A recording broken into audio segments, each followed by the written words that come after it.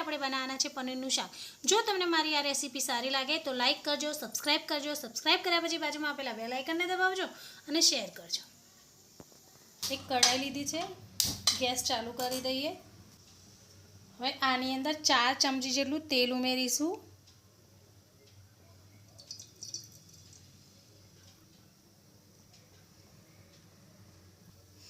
હવે આની અંદર 3 મીડિયમ સાઇઝની ડુંગળીને મેં આ રીતે કાપીને રાખી છે એ ઉમેરીશું।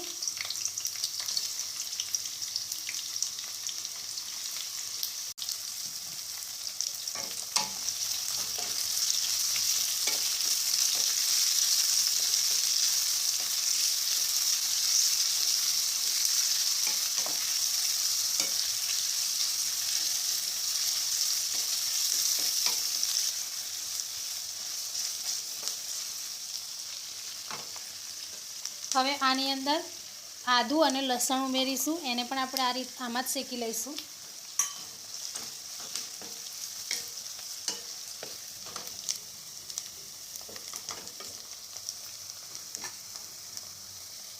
હવે આની અંદર મેં 2 ટામેટાં કાપીને રાખ્યા છે એ ઉમેરીશું।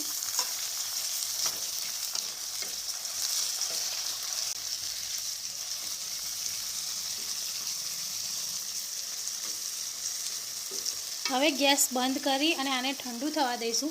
ઠંડુ થઈ જાય પછી આપણે આની એક પેસ્ટ બનાવીશું। હવે આપણે આની એક પેસ્ટ બનાવી દઈશું। પેસ્ટ બની ગઈ છે।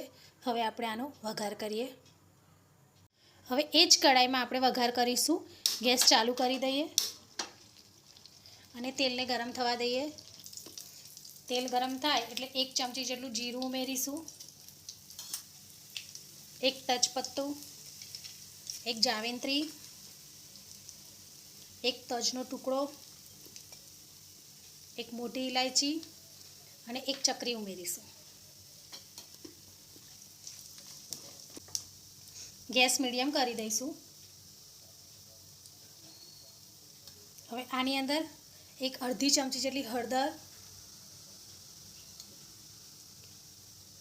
1 ચમચી જેટલું લાલ મરચું ઉમેરીશું।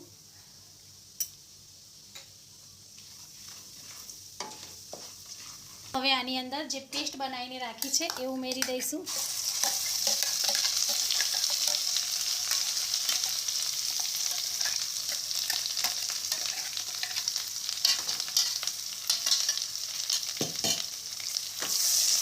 આને થોડી વાર શેકીશું આની અંદર।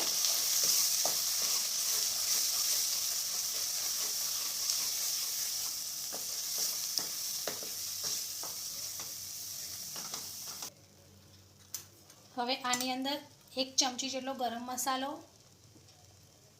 1 ચમચી જેટલું ધાણા જીરું પાવડર, સ્વાદ પ્રમાણે મીઠું। જ્યાં સુધી આમાંથી તેલ છૂટું ના પડે ત્યાં સુધી આપણે શેકવાનું છે।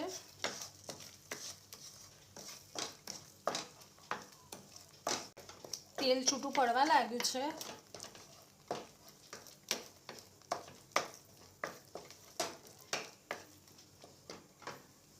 હવે જે મિક્સરના જારમાં આને આપણે પીસ્યું હતું એમાં અડધા ગ્લાસ જેટલું પાણી ઉમેર્યું છે એ આની અંદર ઉમેરી દઈશું।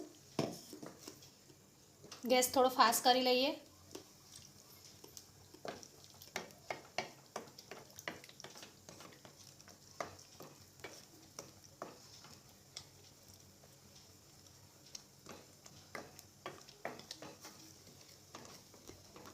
હજુ 1 અડધા ગ્લાસ જેટલું પાણી ઉમેરીશું અને ઉકાળો આવવા દઈશું।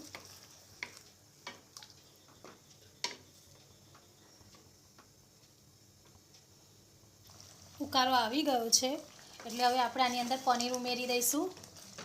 300 ગ્રામ જેટલું પનીર મેં આ રીતે કટ કરીને લીધું છે એ આની અંદર ઉમેરી દઈએ।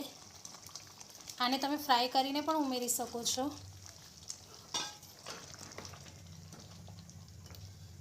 મેં કાચું જ ઉમેર્યું છે।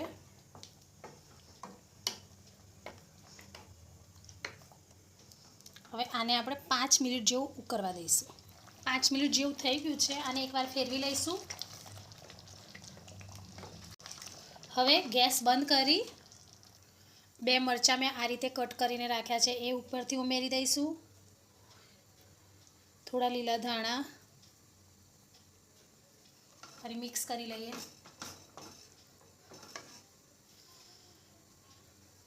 ધાબા કે હોટલને ભૂલાવી દે તેવું ઘરમાં બનેલું પનીરનું શાક બનીને તૈયાર છે. જો તમને મારો આ વિડીયો સારો લાગે તો લાઇક કરજો, સબસ્ક્રાઈબ કરજો. સબસ્ક્રાઈબ કર્યા પછી બાજુમાં આપેલા બેલ આઇકનને દબાવજો અને શેર કરજો.